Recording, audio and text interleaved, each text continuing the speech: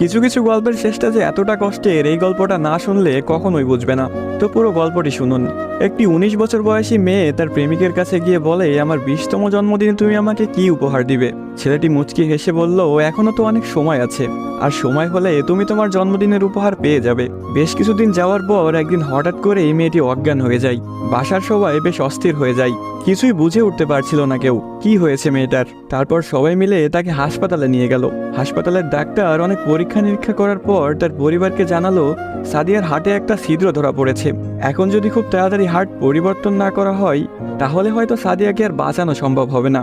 সবাই এই কথাটি শুনে কান্নায় ভেঙে পড়ল। সাদিয়ার মা বাবা কিছুতেই মেনে নিতে পারছিল না।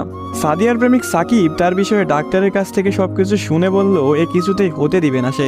তারপর সাকিব মেয়েটির রুমে গেল, দেখলো তার ভালোবাসার মানুষটি বিছানায় শুয়ে আছে। সাকিবের কাছে যেতে এই মেয়েটি বলল, সাকিব, আমি মনে হয় আর বাঁচবো না। সাদিয়ার চোখের পানি মুছে দিয়ে সাকিব বলল, কে বলেছে তুমি বাঁচবে না? তুমি খুব শীঘ্রই ভালো হয়ে যাবে। মেয়েটি বলল, তুমি কি করে জানলে? ডাক্তার তো বলেছে আমার হার্টে একটা ছিদ্র ধরা পড়েছে, আর আমাকে বাঁচানো সম্ভব না। ধুর পাগলি, তোমার কিছুই হবে না, দেখো তুমি ভালো হয়ে যাবে। এভাবেই বেশ কিছুদিন যাওয়ার পর সাদিয়া সম্পূর্ণ সুস্থ হয়ে যায় এবং বাসায় ফিরে যায়। বাড়িতে ফিরে এসে সাকিবকে খুঁজতে থাকে, না পেয়ে সাকিবের বাড়ি চলে যায়। সাকিবের বাড়িতে কেউ নেই। অবশেষে সাকিবের ছোট বোনের দেখা পেল সাদিয়া। কিরে, তোমার ভাই কোথায়? সাকিবের বোন কোনো কথা না বলে হাতের ইশারা করে